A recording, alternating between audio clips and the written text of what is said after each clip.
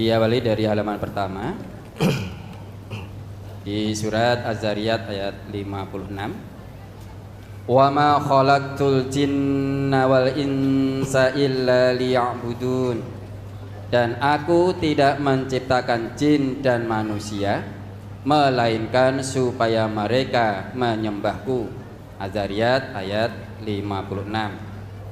Kemudian dikaitkan dengan surat Toha ayat 14. Innani anallahu la ilaha illa ana fa'budni wa aqimis sholata li dzikri. Sesungguhnya aku ini adalah Allah, tidak ada Tuhan yang berhak disembah selain aku, maka sembahlah aku dan dirikanlah sholat untuk mengingatku. Di dalam masyarakat sudah terbiasa dengan ucapan sembahyang untuk mengungkapkan kata sholat. Mohon diterangkan maksud dari sembah dan sholat seperti yang dimaksud dalam Quran surat Toha ayat 14 tersebut, Ustaz. Menyembah Allah itu berarti mengabdi tanpa batas kepada Allah. Kalau sholat itu kan doa, hubungan yang sangat erat seorang makhluk dengan sang Khalik, itu sholat. Jadi kalau manusia atau orang yang sholat itu hakikatnya orang itu sedang berusaha menjalin interaksi hubungan yang sangat kokoh dengan Allah. Adapun fa'budni, sembahlah aku, itu berarti tunduk patuh kepada Allah, mengabdi kepada Allah tanpa batas. Jadi tunduk, khusyuk, patuh, taat apa yang menjadi perintah Allah dan menjauhi semua larangan Allah, itu bentuk kita menyembah hanya kepada Allah. Jadi apa yang Allah perintahkan kita kerjakan, apa yang Allah larang kita tinggalkan. Nah, di dalam pengabdian tanpa batas itu ada yang namanya sholat, yaitu hubungan yang sangat erat makhluk dengan sang Khalik. Kalau tidak ada hubungan ini, maka manusia tidak bisa menyembah hanya kepada Allah.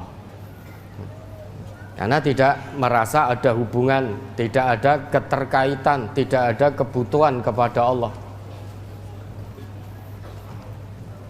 Maka mengingat Allah yang paling utama adalah dengan sholat. Wala dzikrullahi akbar.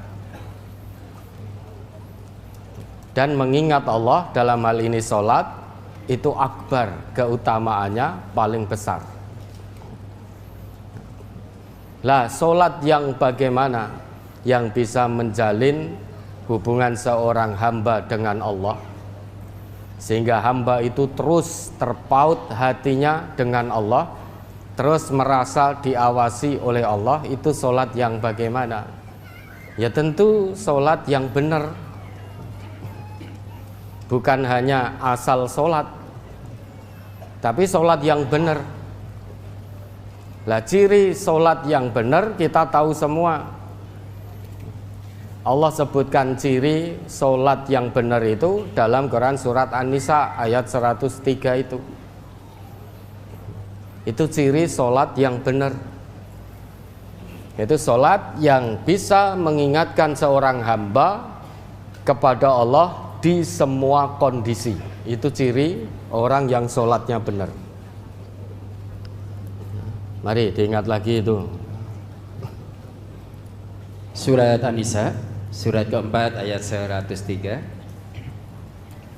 فَإِذَا قَضَيْتُمُ الصَّلَاةَ فَاذْكُرُوا اللَّهَ قِيَامًا وَقُعُودًا وَعَلَى جُنُوبِكُمْ فَإِذَا اطْمَأْنَنْتُمْ فَأَقِيمُوا الصَّلَاةَ Innas salata kanat 'alal mu'minina kitaban mauquta.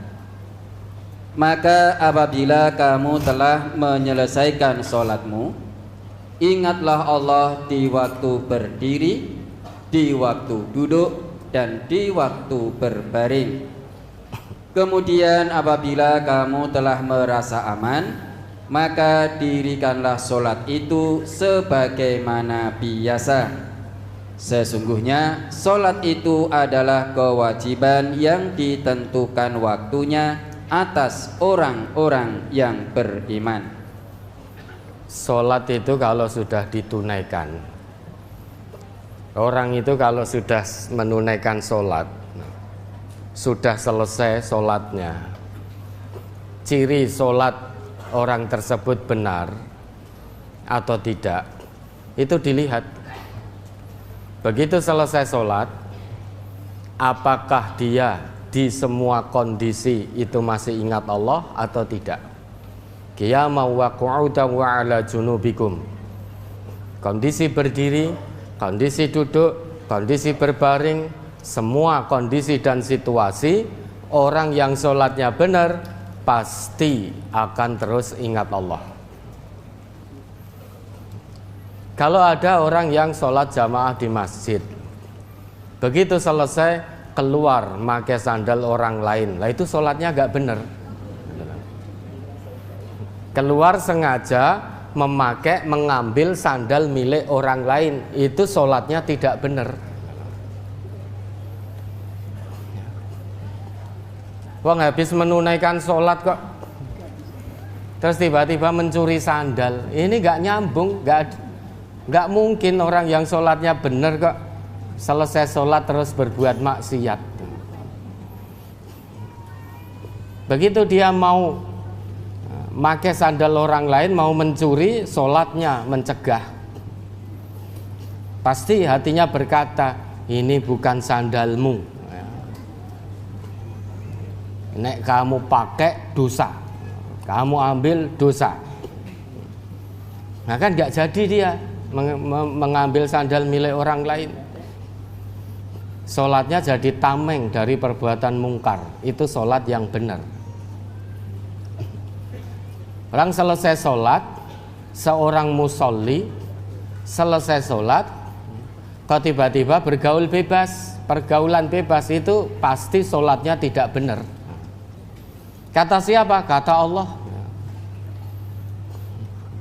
Zahirnya sholat, tata lahirnya sholat, tapi begitu selesai sholat kok melakukan pergaulan bebas, ya sholatnya tidak benar. Karena sholatnya belum mampu mengingatkan dirinya akan Allah. Habis salam, zikrullah, doa, kemudian pulang keluar dari masjid ini dan lain sebagainya, kok tiba-tiba melakukan pergaulan bebas atau judi atau ini sholat tidak benar.